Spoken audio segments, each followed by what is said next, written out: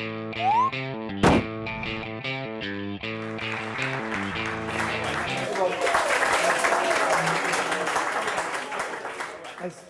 probably all of you here are here to hear about entrepreneurial stories, I think.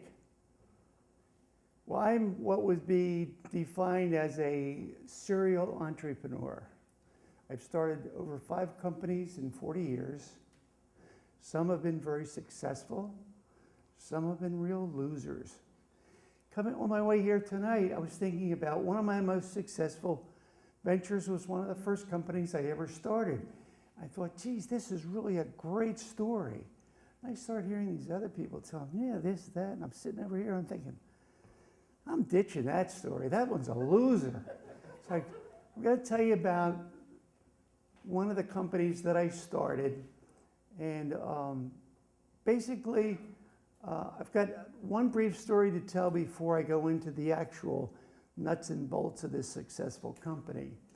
One of my missions of coming here, I read about this meeting in the Philadelphia Inquirer, and I thought, I really want to get my message out to more people. And one of my messages that I've really thought a lot about trying to get out is, how do you start a business with no money? How many in this room would like to start a business? And how many of you don't have any money? Raise your hand. Almost everybody.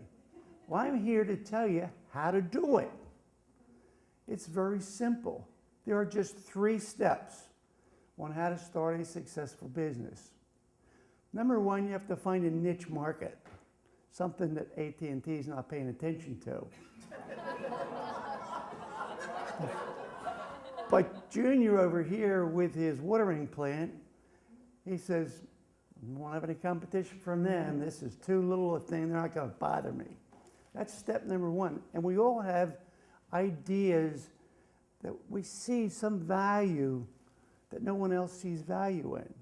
So step number 2 is, after you identify the market, is to start up the business and become the very best at it.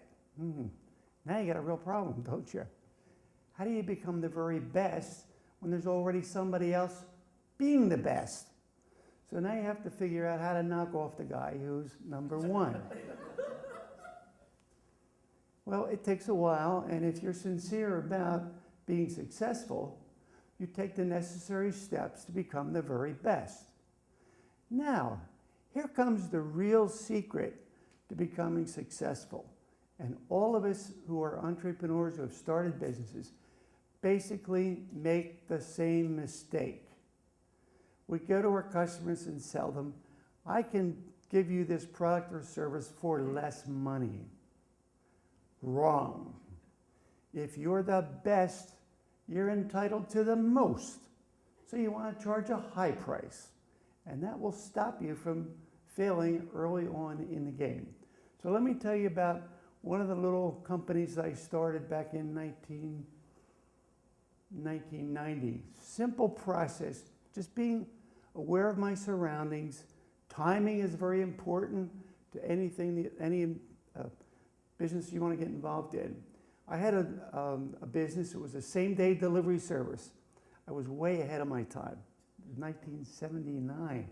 I was delivering 3,000-pound computers on the same day, east of the Mississippi River. Someone down the street called me up, and out of the blue, it was the local hospital. They said to me, Walter, would you go to the post office and pick up our mail? I said, sure. The guy that picks up our mail every day, he's the janitor, and I don't know where he goes. He picks up the mail at 8 o'clock, and he comes to the hospital at 10:30. He stops at a bar, he stops for coffee or whatever. So they asked me if I would pick up their mail, and I didn't have any idea what I was doing. Went over and said, yeah, I'll be glad to pick up your mail. And they said, well, what are you going to charge me for that? I said, give me $10. No idea what I was doing, none whatsoever. But upon going to the post office for a couple of days, I looked at some of the mail that the hospital was receiving, and they were getting, at that time, they still had hard copy x-rays, no digital. they were getting x-rays, and it was taking 2 to 3 days for them to get the x-rays from the doctors. I said to them, since I was in the same day delivery business mode, I said, how would you like to get your x-rays on the same day? Wow, we can do that? I said, sure. Did that for a couple of weeks, and the hospital called me up and said, can you do this or can you do that? I said, sure. And about less than 30 days, there was some type of hospital conference in Philadelphia. And the people I was dealing with at the hospital, they said, we have this really crazy guy who picks up, I left out an important part of it. I looked around the hospital and I saw medical offices all around the hospital.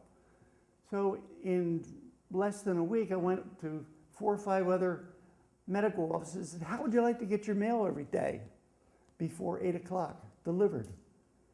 Oh, you can do that? I said, sure. How much are you going to charge me? I should just charge you $10.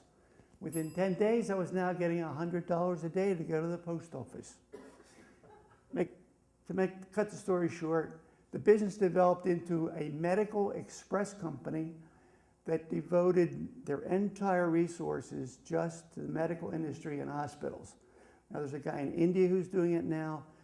I held on to the company just for 18 months. I started with no money, put all my energy into it, and I sold it in 18 months for over $1.5 million. No investment. I just paid attention to what was going on around me, let people know I can do the job. Thank you very much.